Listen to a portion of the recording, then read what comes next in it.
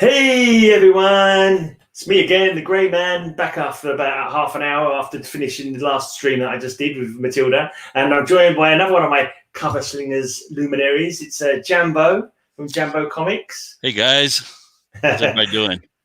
we're going to discuss some comic memories. And I'm sure you've got a few memories from your years of comic collecting. Oh yeah, yeah. Do you remember when you first started collecting, when you first discovered superheroes and comic books?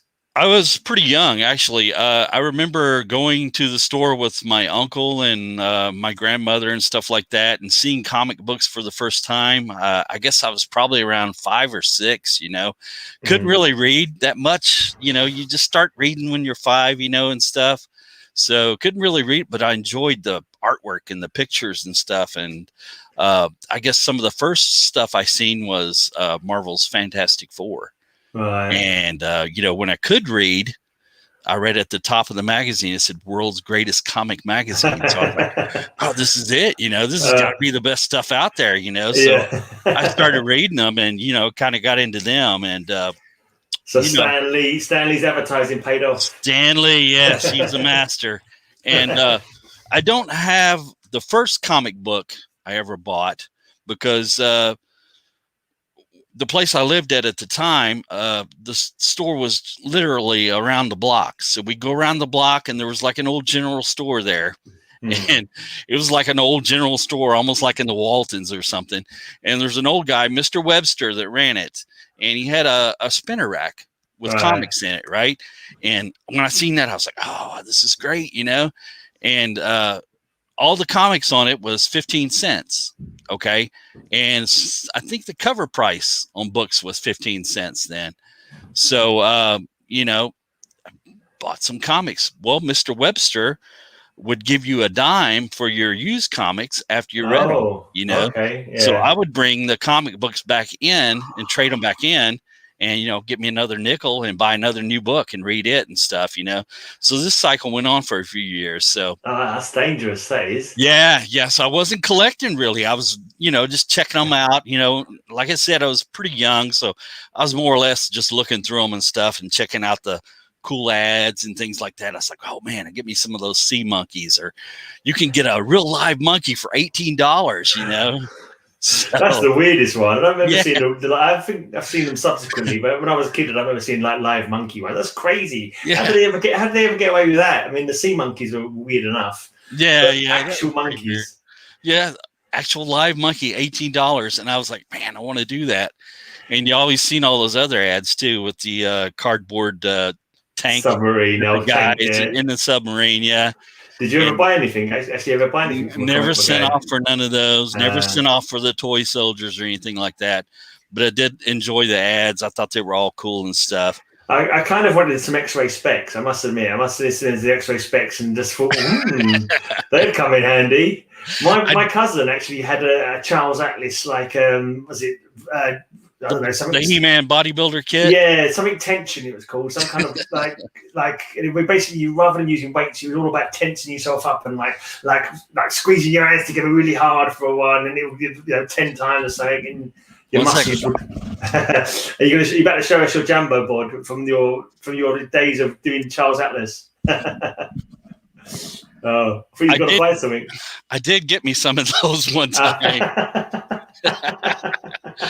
How good are they? I was older when I found those, right? Yeah. And I picked them up. It was like in a novelty shop. And picked them up, took them to the beach, right? They had the spirals on each, and there was just a little hole in each side of them, right? So I took them to the beach, and I was like lifting them up, looking at the girls and stuff. They were like feeling all uncomfortable and everything. So I thought it was pretty funny to do that. I take it didn't work at all for anything. No, they don't work. They don't work. They're purely a prop. But yeah, how do they get away with selling? How do they get away with selling that stuff? Because the adverts deliberately said you could see through your hands, your bones, you right? Could see women's clothes to see their underwear. I guess kids don't have good lawyers, I don't know. But what about the martial arts stuff? The older martial arts books. Yeah, I remember seeing all that stuff. Yeah, I didn't really get into the martial arts books, the kung fu or anything like that. Yeah. But I remember seeing all the ads for the deadliest man in the world, the guy, Dante. But I was like, oh man, this guy must be bad. He's badder than Bruce Lee or something. But never did really get into those. But I do have the first book that I actually kept to collect. Let's put it on big screen. FF Fantastic. Number 120. Oh, Airwalker. I think I've got that one. Yeah. And it's from 72. So I was probably about 8 when I kept this one, when I decided, hey, I'm going to start collecting these, no sense. And I think Mr. Webster had passed away at the time. Oh, right. And his wife kind of took over the store, and we had moved also. So I didn't have privy to that store anymore where I could do all my comic trading. I'm surprised you remember his name. Blimey. That was a long time ago. It was a while. And so I was starting to get catalogs in the mail, right? And I figured, well, maybe I can get books this way because, you couldn't just go out to any place. There wasn't any comic shops or anything back then, I mean. Were you still in Kentucky? Was you always in Kentucky? Yeah, I've lived in Kentucky all my life. Yeah. And so, there wasn't any comic shops around or anything. So you'd have to send off in the mail and get catalogs, to buy your books. All right, Pacific Comics. Yes, I sent off and got this, and it showed up in the mail. And my mom got the mail, right? And she's seen this girl right here. Yeah. Beautiful picture Frank Frazetta drew. And she was naked, right? Nude. And she was like, oh, what are you getting this vulgar stuff in the mail for? And I was like, Mom, it's just a comic catalog. Yeah. And so I ended up drawing a brassiere and stuff under there. So my mom wouldn't give me so much slack there, So this is a Jambo original then. It's got a Jambo bra. It is. Probably some of my first artwork there. Oh wow, that's amazing. I couldn't tell it wasn't part of the picture. Yes, I had to doctor that up so I could keep it, But yeah, I used to send away and get some books that away. And the two cutouts behind you, are they both nudes as well? Until you put your own costumes on them. Betty and Sonia there. Did you draw those on as well? No. No, they came like that, I'm afraid. But okay. Yeah, it's too bad. So anyway, I mean, Fantastic Four was pretty much it for a while. I started getting into Thor. Yeah. And read a lot of Thor. I liked him because, he was, God and stuff and had all this power. I kind of liked most of the cosmic heroes and stuff. Another favorite. Did you have a lot of cartoons on the telly as well at the time? Was there any cartoons that influenced you into buying comic books? Well, yeah, I did. I watched a lot of cartoons, mostly Bugs Bunny. Right. You didn't funny stuff. Bugs Bunny comics, right? But I watched the Super Friends too. I enjoyed them back in the day, and I remember the old Spider-Man cartoon from the late 60s, I guess, early 70 or something like that. One of the best songs ever. Yes. Hence the theme song and stuff. Yeah. But I remember all those, and I did watch all those and enjoyed them and stuff. Watched a lot of science fiction. My dad kind of got into the old science fiction movies and stuff, so we watched a lot of that stuff together and everything. I always enjoyed all that. So was it mainly Marvel comic wise, or mainly Marvel? But I just when I was younger, I didn't get into DC that much, just because I guess Marvel was the first thing I started reading. But later on, I grew to appreciate DC, and I really like the stuff now, and I'm probably almost 50-50 now in my collection, really. So, what about the Pacific Comics? You had the catalog for Pacific Comics. Did you buy many of them? I have a few of those, and they were really cool and stuff. They weren't really. Did they do Pacific? Let's see. What was the? They in the 70s. It was mostly like some Gray Morrow stuff that he did for him, I think. It was sword and sorcery kind of stuff, like that. Was what I think I remember getting from them. But I think Kirby did some stuff later with Pacific Comics and stuff, but they were mostly just a mail order place at the time. I don't think they'd really got into publishing books and things like that. But yeah, always liked this guy. Surfer. Yeah. Is that number one? Yeah. Have you got a full run of that one, or? I do. Yeah. Oh, nice.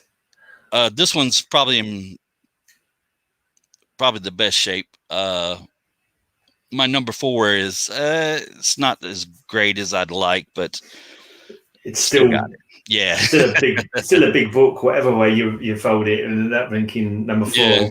It's crazy. I always liked Stan Lee's writing in this. I thought this was some of his best work he did, and John Buscema's artwork. I mean, I think he was probably my favorite artist that Marvel had. Yeah, and it's a crazy concept when you think about it. You start thinking too heavy into it. It's like he's silver and he surfs. It's like. It was like, crazy. A surfboard doesn't really you don't think of a surfboard as being an interstellar craft, do you? Good thing for the silver skin, I guess. But yeah, they made him out to be a real moral character and stuff, and it was always some kind of trials and tribulations going on in the book, and I guess I kind of got into that, and I could kind of relate to some of that. As when you're a kid, you feel like everybody's doing you an injustice or something, and. He's a noble character because he sort of sacrificed his own humanity, didn't he, to save his planet? Right.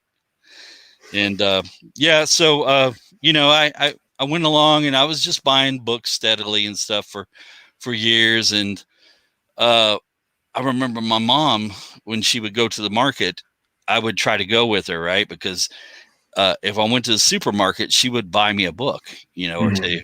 And they were about 25 cents to 30 cents on the cover prices then. And I could always count on good old mom to at least get me 1, maybe 2 books if I was lucky and stuff. I went to the supermarket with her, and it's boring sitting around the supermarket, but hey, you get on a spinner rack and pick out a couple of good books, hey, score, right? and by now you're saving them. You're not trading them in 3 weeks later. Yeah. And I was saving them at that time and stuff. So I was starting to get a pretty good collection of things, but when books got up to be about $1, I was like, I'll never pay $1 cover price for a book. So I just stopped buying them. I stopped buying them when they got to be $1. And at that time I was probably getting to be a teenager, or close to it or something like that. And so I had other things on my mind, girls and things like that, and cars and girls. So started drifting away from them, and they just stayed in. Well, they didn't really have boxes per se at the time, and I had got a few of the old Robert Bell bags and things. I don't know if you've ever seen those ads in the comics. I don't remember. Looks like Thor. Right. Yeah, I sent off and got some of those bags and stuff from him, and didn't really have boards, but you could get the comic bags, Yeah. And I'd bagged some of my key issues I thought that was going to make me rich one day, and kind of stuck them back. So you're a speculator from way back then. Right. And so they sat on shelves, in my room for a long time, and never did anything with them. And I was working a job, and was on a lunch break, I think, and just was in Lexington, Kentucky, which is a town not far from me here, and stopped in a comic shop because, well, I forgot to tell you, I my first comic experience was in Lexington at a big comic shop, it was called Comic Connection. Right. And this was back when I was still buying them before they got to be $1 a piece, on the cover price. And it was just like when I first went into a real comic shop, I was like, oh man, this is great. But anyways, later on, like I said, I'd stopped buying them and everything. So I went back and went into this one on my lunch break and started looking around. And this was probably in the early 90s, maybe even 1990 or something like that. And the guy that ran the shop, his name was Bill Florence, and got to talking to him. He was real enthusiastic because he just opened the shop and stuff. And he had a lot of, the 90s crap that was out then. And It wasn't really appealing to me, but he had a lot of Silver Age also. So I started buying some older books from him, some old Silver Age and things, and kind of, polished up my collection a little bit. But these were all over $1 by now, though, weren't they? What's that? They're all over $1 by now. What happened to your they were over probably a little bit over $1 then. Yeah. And I was like, man, I hate to spend that much money on a new comic, after what I'd been paying for them and stuff. It was Richard, owner of Zoey. So he like I said, he had a bunch of old Silver Age books, and I got some good books from him, some keys and stuff. And he got a collection in one day, and this was in it. Okay. Ooh. And nice. Well, how much did that one go? How much did that one set you back? At the time, it was $1,200. Wow, that's definitely more than $1. Yeah. It's kind of How did you go from I'm not going to buy one for more than $1 to $1,200, whatever it was? Well, like I said, I'd just this has been a little bit. I'd been buying some books from him and stuff, and started getting back into it. The juices started flowing again. I was like, oh man, comics are great again. And how long was you out of not collecting for? Let's see. I'd probably stopped around 1980, maybe. Stopped buying. Right. So once you hit your teen years, was it girls and beer that got in the way? Yeah, girls, beer, cars, hanging out, doing stuff I shouldn't be doing, things like that, so that gets expensive. So you got to pay for all that, going to concerts, going to see Iron Maiden, Black Sabbath and everybody, so I'm kind of weird because I never did that. I sort of started buying more when I got to because I never had that much money as a kid. But when I finally got my first job and found out it was a local LCS, I was going to gigs and buying comics. So I was reading comics on my day off or whatever. So I'll be getting loads of comic books. But I never kind of went into a period where I was like, oh, I'm bored of comics. It was like I was like, oh, I've got money now and I can buy all the comics I wasn't able to buy before. So I kind of took off when I was 18 or something rather than going off them. Yeah, I guess I wasn't thinking about them that much, like I said, I had my mind on other things and stuff. And we had a little rock and roll band back in the day, and we sucked really bad. And we were playing a lot of AC/DC and Black Sabbath and stuff like that, Were you guitarist, singer? Guitar, play guitar. Okay. Yeah, I tried to sing, but I was terrible. So we had a singer. Yeah, AC/DC's got a terrible singer anyway, so you're all right with that. Right. Just give it some welly and you'll be laughing. You learn 3 chords and hey, you can just wing it, right? But we were doing that and stuff. And like I said, we were going to a lot of concerts. I guess the first concert I went to was Alice Cooper, and AC/DC opened up for Alice Cooper. Cool. And Bon Scott was singing. Right. So, long time ago, then. Fair long time ago, yeah. That was a while back, yeah. So that was a lot of fun. But I spent a lot of money on stuff like that. Started getting into comics later on. Like I said, met Bill at the comic shop and started getting Silver Age books from him.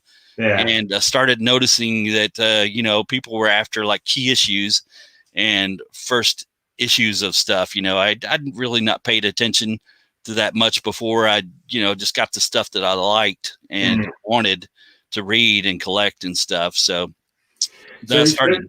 So when you came back to comics, was it in the 90s? You didn't actually wasn't collecting monthly titles. You were just getting old ones that you like the look of. So you were kind of just buying keys and whatever you fancied, rather than actually buying monthly books. I don't remember buying many new books back then. I probably did, but I don't remember buying too much new stuff. I remember when McFarlane was doing his Spider-Man run, and there was a big, fuss about that. And, X-Men was really big back in the late 80s and stuff. People were going crazy over that.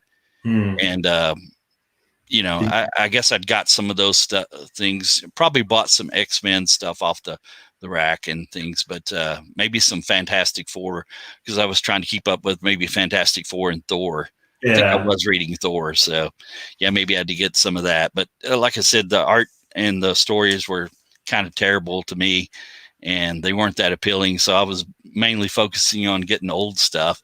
And yeah, I got a pretty good collection of older books and keys and stuff. And I'd set in my mind I was gonna, because I'm kind of like a run collector. I was. Yeah. And I thought, since I've always loved Fantastic Four, I would get 1 through 100, right? The complete Kirby Lee. And I did that. I That's finished cool. that run up. And my 1 was kind of beat. It was probably a 1.5 or 2 at best. But, I had all of them. And I was, happy about that. And, kept them for quite a few years. And did all that and collected all these and finished up most of them. I had Spider-Man 1 and a lot of, I had all the Thor, I think. I'd finished all the Journey into Mystery and was going to cons and doing some of that with some buddies and stuff. Because I had a friend and his name is Tony Stanfield. He lives in Okinawa, Japan now. Okay. And he was living here in the States at the time, because he grew up over here. But we would go to all the cons and stuff together, and before he moved overseas. And was it just within Kentucky, or did you travel to other parts of America? We'd go everywhere, man. We'd go to Chicago. We'd go, south. We'd go, anywhere we could.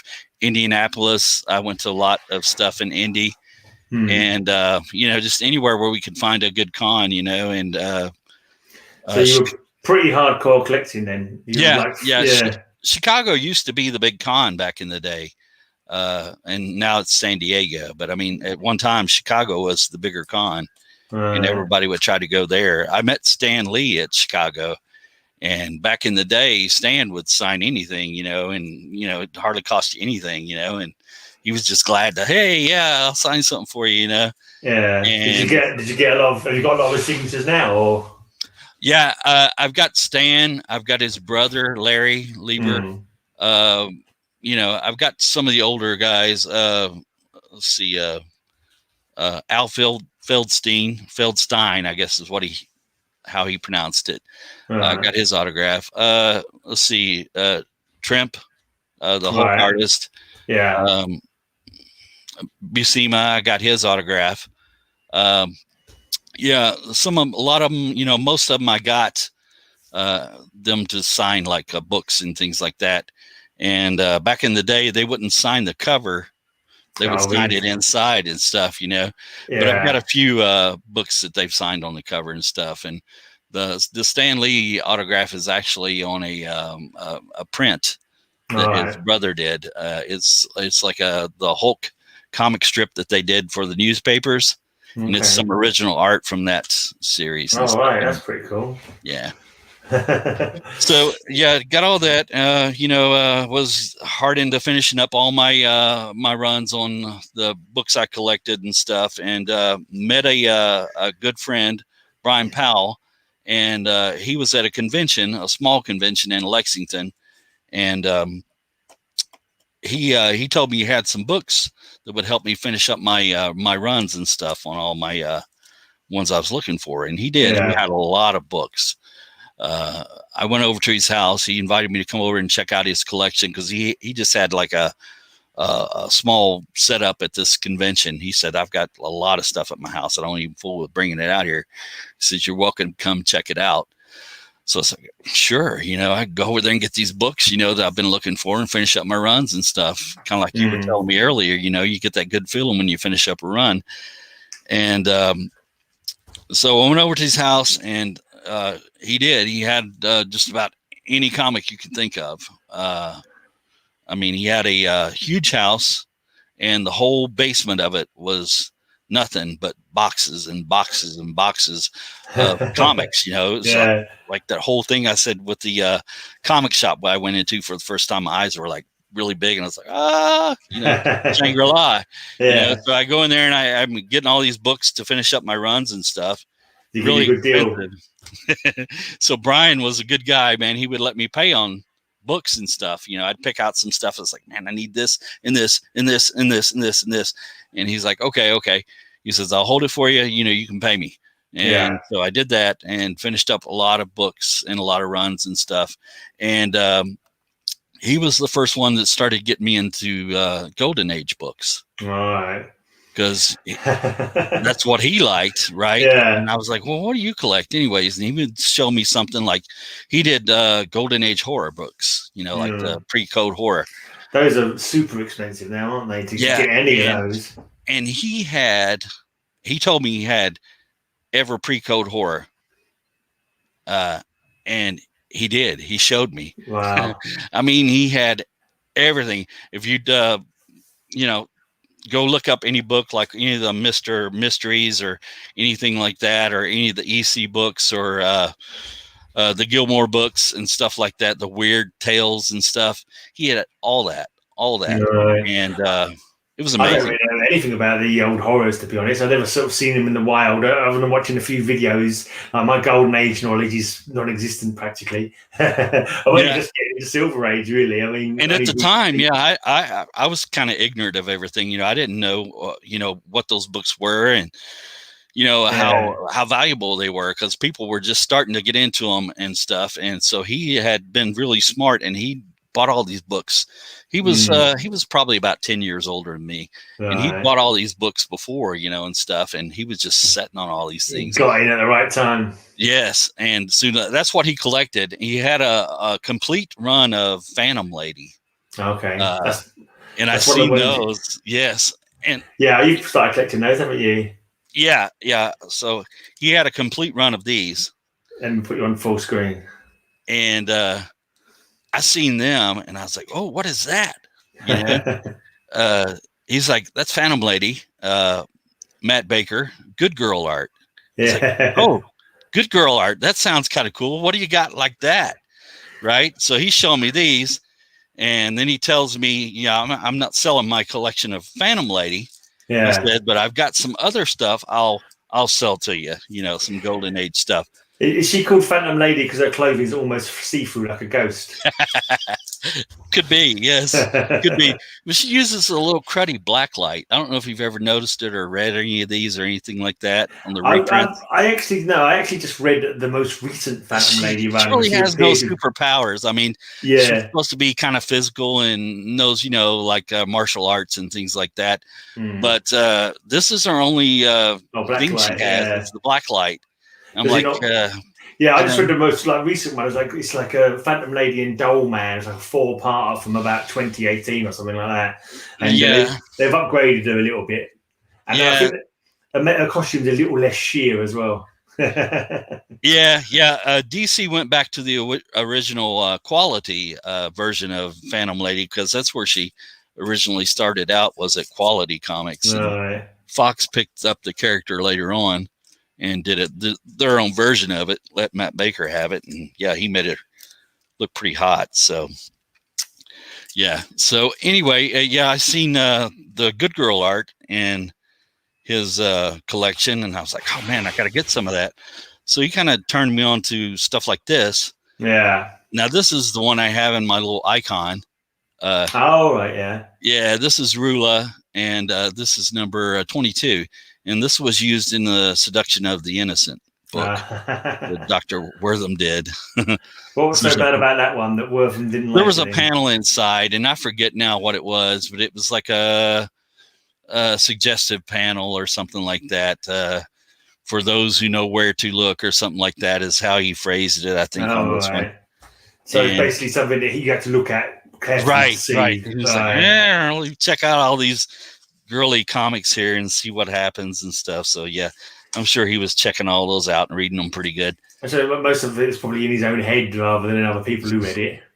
By the sounds of it, he was imagining seeing things, a lot of stuff that weren't there, just to rail against it. By the sounds of it. Yeah.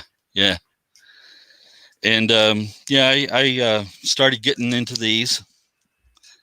And well, you didn't get into them because the name was like your name. It wasn't say, oh, Jambo Comics, that's close enough. No, Jambo actually came from, I used to play paintball back in the day. Let's have a look at the Jambos again, because I'll put you on full screen to get a good look at them. Well, see, now I like these, so hey, it just fits, right? Yeah.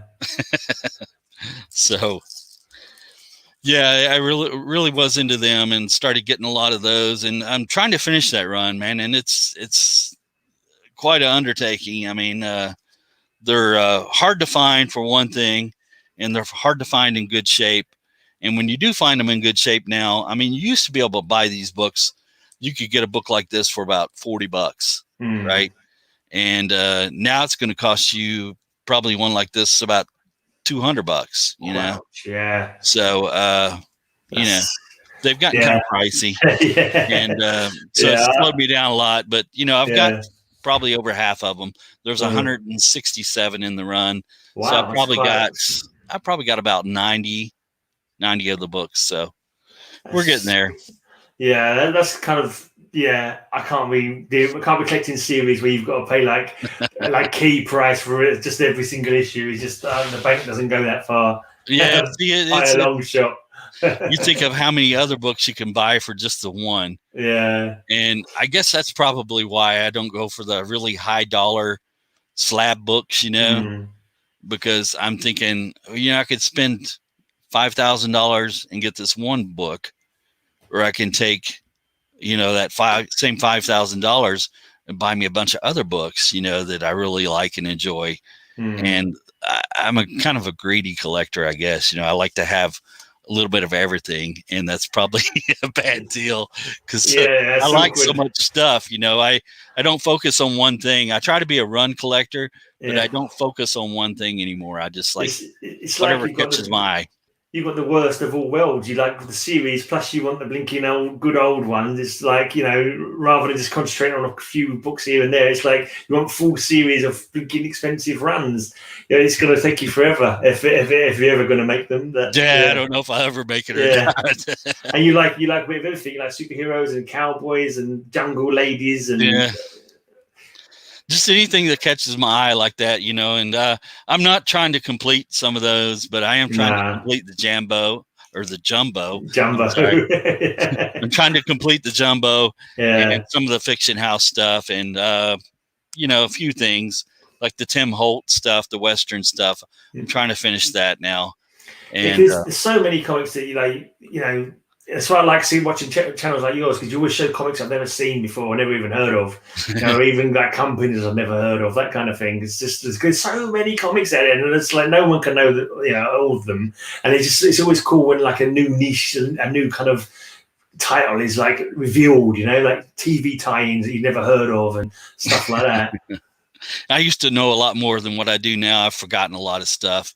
And it's just my brain don't work as good as it used to. But I used to remember every book, and who did it, the artist, the guy who wrote it and stuff like that. But it just don't work like that anymore. Yeah, knowledge doesn't stay there forever. Yeah, it's like a sea of too many brain cells with the drink and stuff like that. Head banging. And this, you see me drinking this sometimes when we're doing our show. Yeah, it says L8. Yeah. But it's not an L. It's actually a soft drink that it's made right here in my hometown of Winchester, Kentucky. That's confusing. Yeah, it's kind of like a ginger ale kind of thing. A ginger ale, yeah. So I'm not really slugging back a beer when I'm doing the show and stuff. Well, you do what you need to do, mate. If you take a beer to get through a show, an issue of Cover Slingers, then I can understand that. Sometimes I do. But anyway, I was going to show you. This was like a little ad I had for my comic shop that appeared in the newspaper. This is your own comic shop now? Yeah, I called it Fun for Less. Okay. And on my sign, I had a circle around the four, like the Fantastic Four, right? Yeah. And so, it was on Main Street in the downtown, my little Hot Hobbies town. Yeah. So there's some of the books, and at the time, I think Hero Clicks and stuff like that was coming out. This was about 2002, I believe. Okay, not that long ago then. So that's when you opened in 2002, was it? I'm sorry? You opened in 2002? Yeah, in August of 2002, was when it opened. And how did that come about? Was that all your own, or was it something you always wanted to do, or was you like out of work and thought, or was you always I was still working for it? And that was probably the bad thing. I was still working. I got into business with my wife's relative, which is I don't recommend it. Getting into business with anybody. If you're going to do it yourself. Right. And so I didn't. I got into business with somebody else, and I was actually selling books at like a peddler's mall. Right. I was getting books I had duplicates of, and things like that. And I would sell them to fund my hobby. I'd use the extra money that I got from that and buy more books and stuff with it. And it started doing pretty good. So I was like, well, why don't I sell new books? So I got hooked up with Diamond. Had just, they've been doing it a little bit then. But so I got hooked up with Diamond and started getting new books and putting them in this little, like a booth at a peddler's mall, which is like a flea market, right? Yeah. And I was selling them there, and you don't have to be there. It was the good thing about this place here.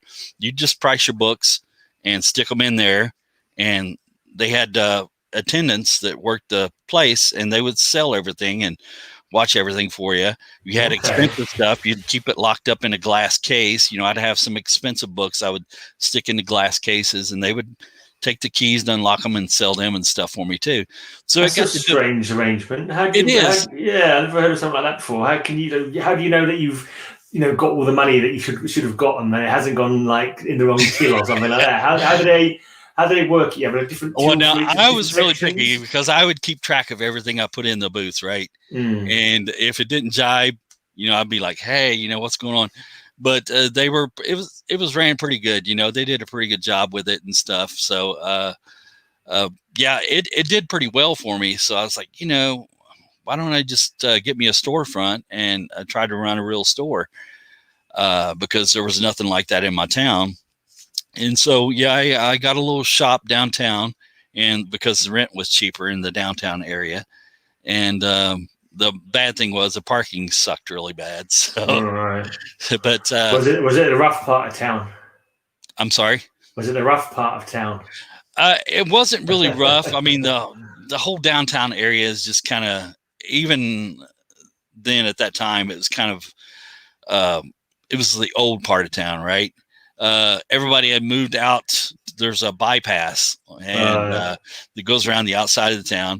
And all the new businesses and stuff had moved out there, and that's where the main action was. Right. So, I really had to, advertise and stuff like that to get people to know that it was there. But then when they found out, they started coming. It started doing pretty well.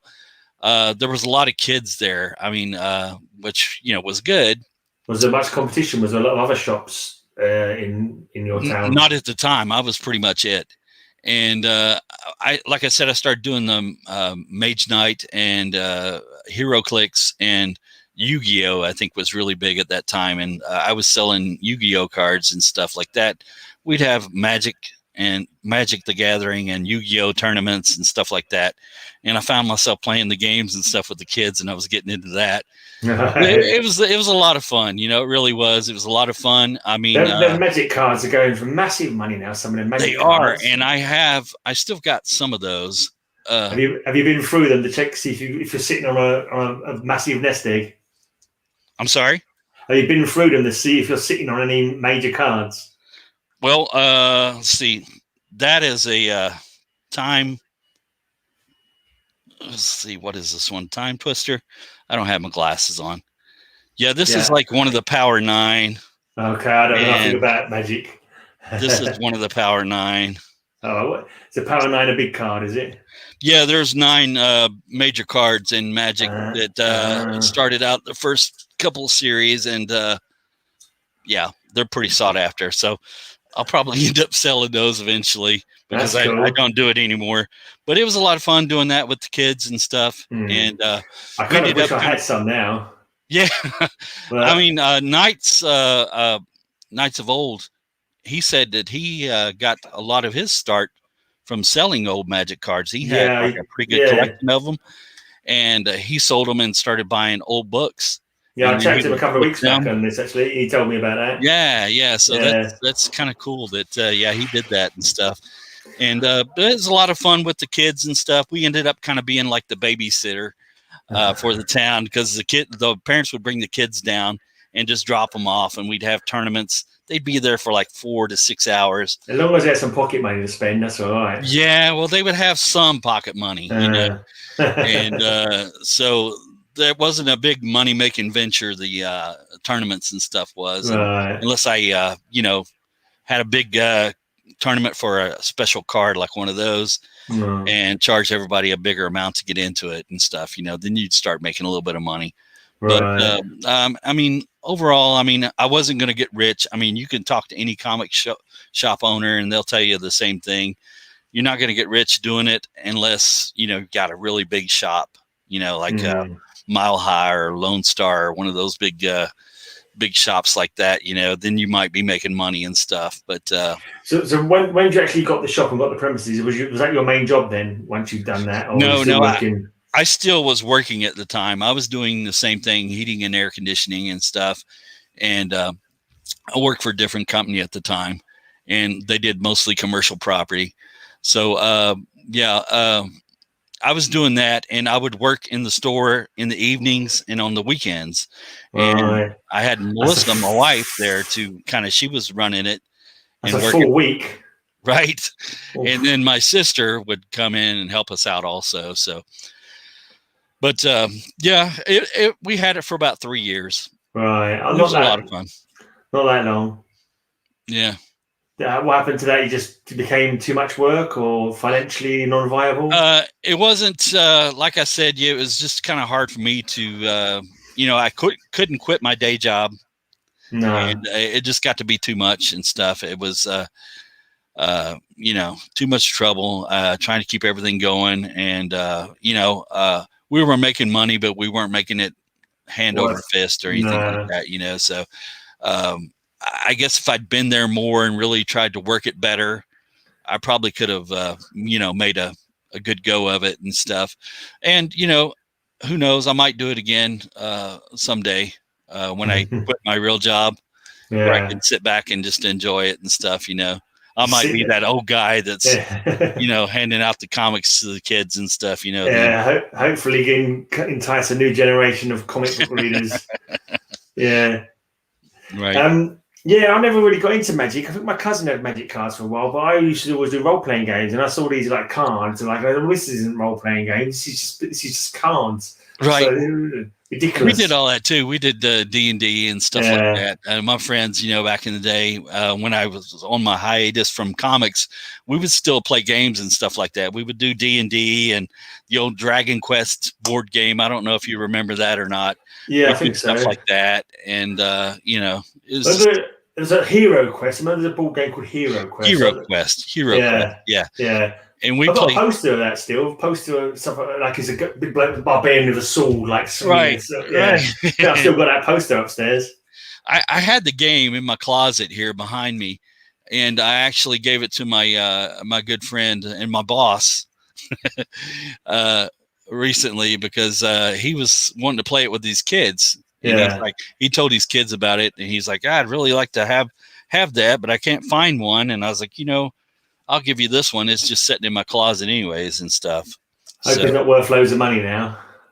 It probably is, man. I probably made a fortune. You never know. I mean, that's the thing. You're doing stupid things like that. So. Yeah, it's crazy what suddenly comes like really blinking worth a lot of money. The Marvel cards of the collecting cards have gone. Through the roof. Stuff that was in the quarter bins back in the day. I mean, and it's outrageous now with the prices and stuff they're going for. I mean, it's ridiculous. And I used to just thumb right by it. I was like, I ain't paying 25 cents for that She-Hulk #1, and 25 cents for Moon Knight #1. What? Gosh, yeah. Are they crazy?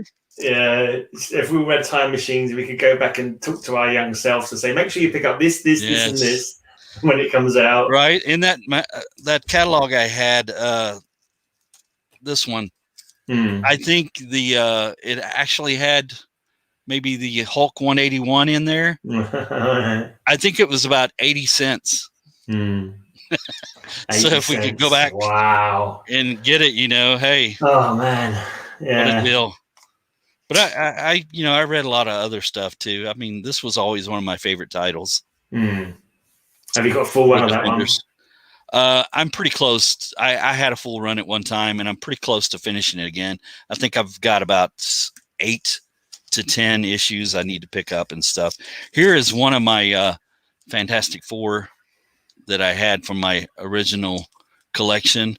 This is a copy of the cover, and I was at a convention, and let's see, right there at the top under the red F, you can see Dick Ayers. I got him to sign it. Cool. And I was like, hey, Mr. Dick Ayers, will you sign this for me?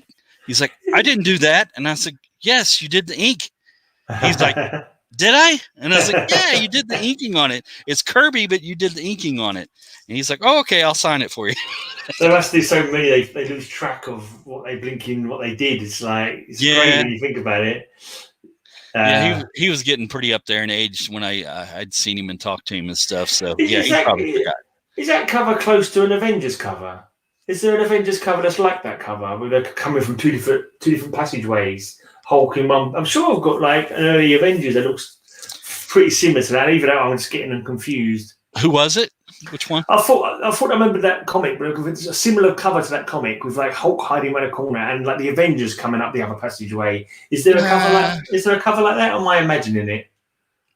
Let's see. I don't Probably remember. Not.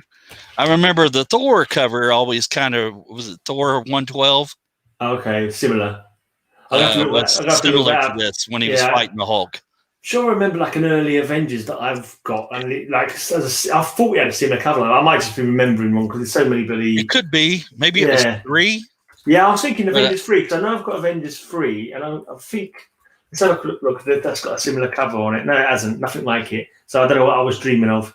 Was that one I've got? No, they're just fighting in the passageway. Yeah, I'm just confusing my covers. It's easily done. Getting into stuff like this, in the past few years, doing the Schomburg thing, and I had a lot more of these at one time. Things like this, and some of the old Marvel mystery stuff.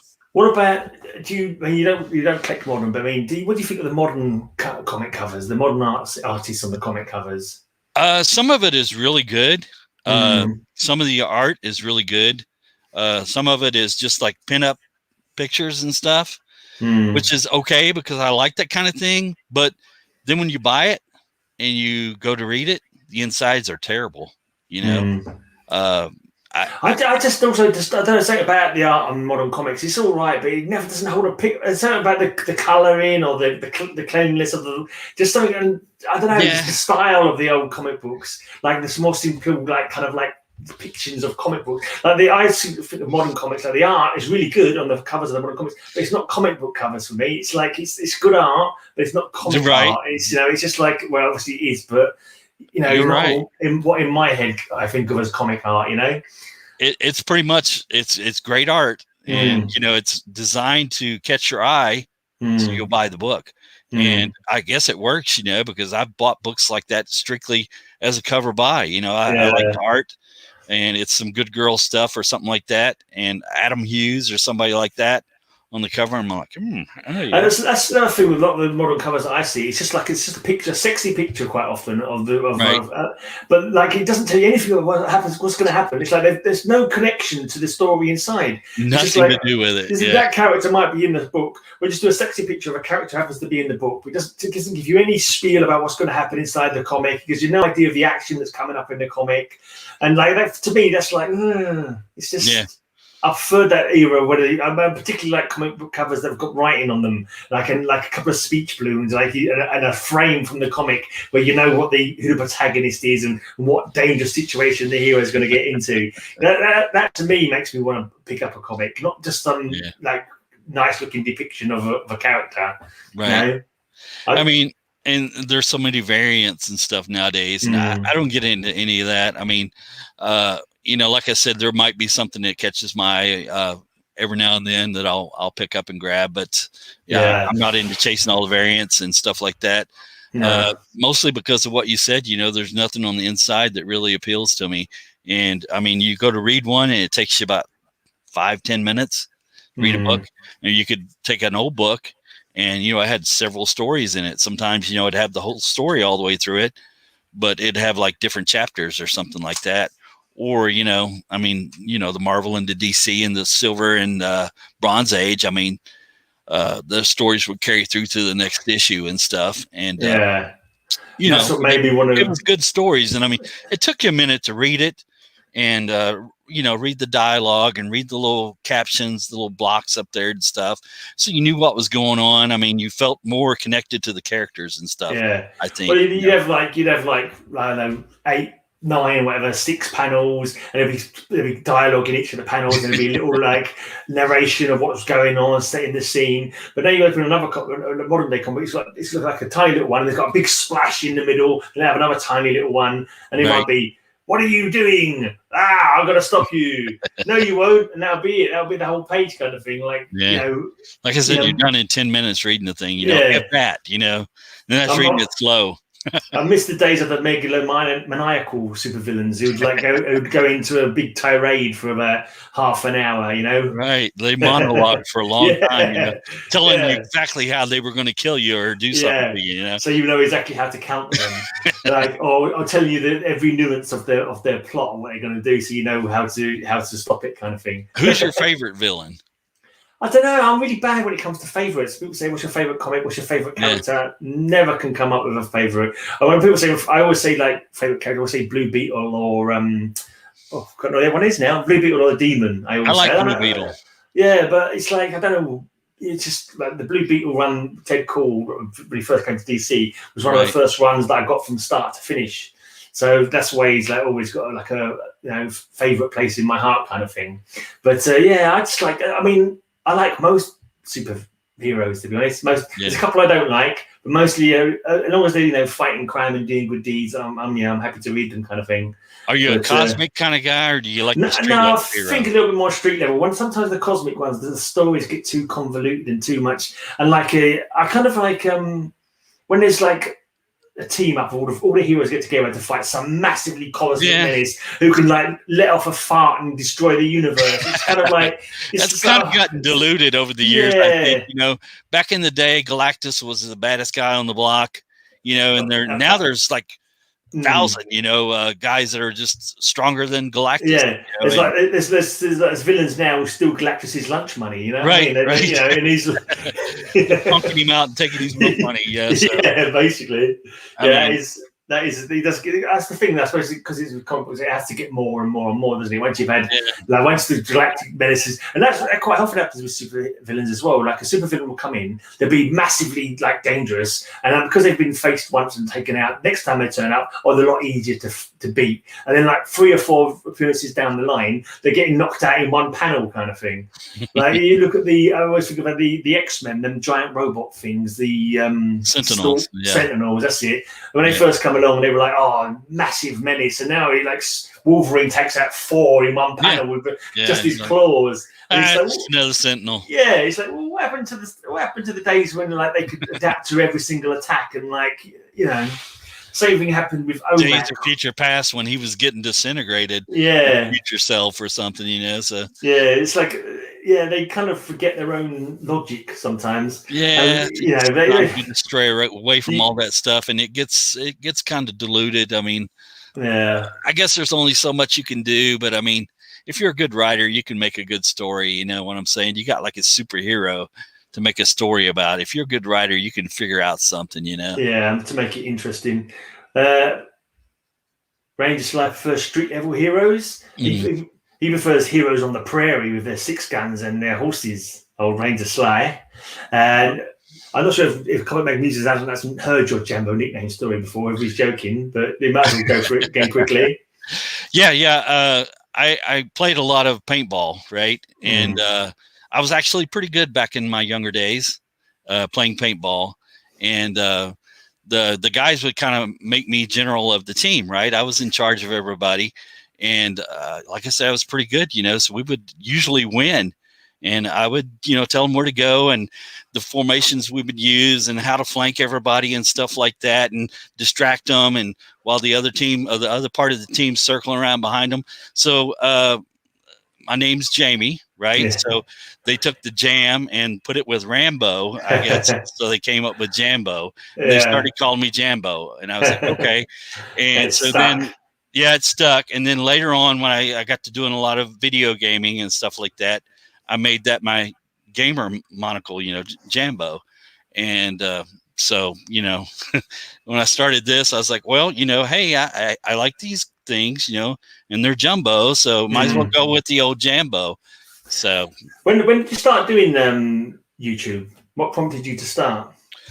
That was a good question. Yeah, I just seen you guys, people like you and stuff on here doing it, and I was like, I really enjoy this, and there's other nerds in the world besides me that really enjoy the same thing, There's a whole community of people, and everybody in this community is really great.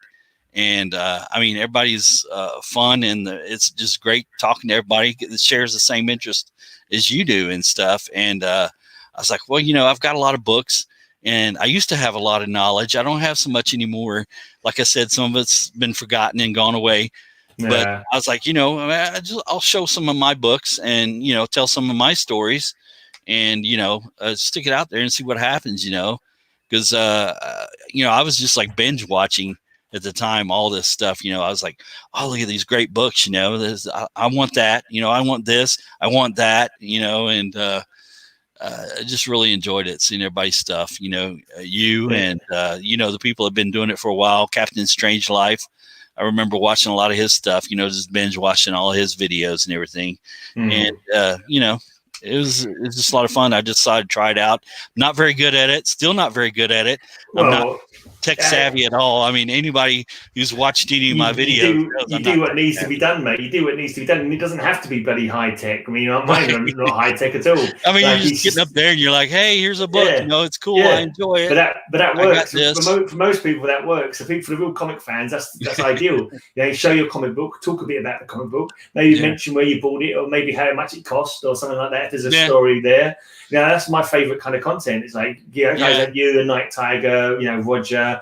Night Tiger, yes. I watched a lot of Night Tiger, and, I still enjoy all that. I mean, because, it helps you. And I mean, I try to do that, tell how much I pay for a book and stuff like that, if I remember it. Yeah. And the year on it, because, I'll have that little bit of curiosity. Is like, well, who did that and when was it made? And who was the artist and stuff.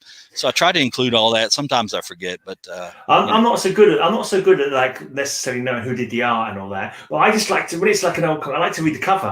So I show the cover. I like to read out the blurbs because you're good at that too. Yeah, I kind of like that. It's kind of like because it's the blurbs. Bring it to life, man. I mean, that's what I like. I got a question for you now. This is a real tricky one. It's way back. Captain asked a question, but I didn't want to leave it out. But I thought I'd put it towards the end. So, who do you like more, Betty Page or Red Sonia? Oh, I got to go with Betty. I got to go with Betty. I have an actual Betty Page autograph. Now, I didn't get it in person, but I knew a guy who met her at a con in, I think, Baltimore or somewhere like that. And this was back when she was really getting big again. And he had a bunch of stuff he got autographed from her. And I traded a bunch of other crap because I kind of do autographs too. I don't know, every now and then you see that I throw one up at the end of my video and stuff. Yeah. So I kind of collect autographs too, but most of them I've gotten in person and myself. But that's one of the silly things that I always like with your videos, where you hold up a picture at the end and go, subscribe. Who wasn't? Trying to get more people to sign up to my channel and stuff, So. I usually always like that. And every now and again, when you don't do a subscribe, I'm like, oh, where's the subscribe? Well, I didn't know people were looking for it, so I'll have to try to include those. It's always good. But it was just like unsubbed by Bill. He's just unsubbed you for some reason. I'm not sure what it was. That guy, you got to get rid of the riffraff anyway. No, he's terribly. Well, Right. Is there any comics you can't stand? Any characters you don't like, or anything about anything to do with comic books that really rubs you up the wrong way? Any Rob Liefeld, I don't like. I like Deadpool. Yeah. But I don't like Rob Liefeld's Deadpool. Right. And I don't like Jim Lee's art that much, and I don't enjoy much he does either. I mean, a lot of people love Jim Lee.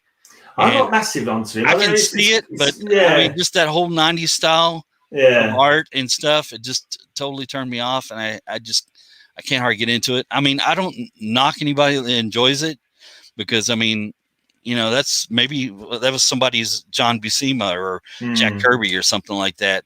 And I can see he's talented, you know, but it just doesn't appeal to me. And, you know, just the heroes that I don't like, I don't know if there's anybody I dislike as a superhero or hero or anything. I can get into just about anybody, you know. Like I said, the Cowboys, you know, I mean, a lot of people don't like them. They think they're boring and kind of dry and stuff like that, and they don't appeal to them. But you know, I've really grown to appreciate them and stuff. And romance books that Bill gets into there, Bill Miller. I know he likes romance stuff.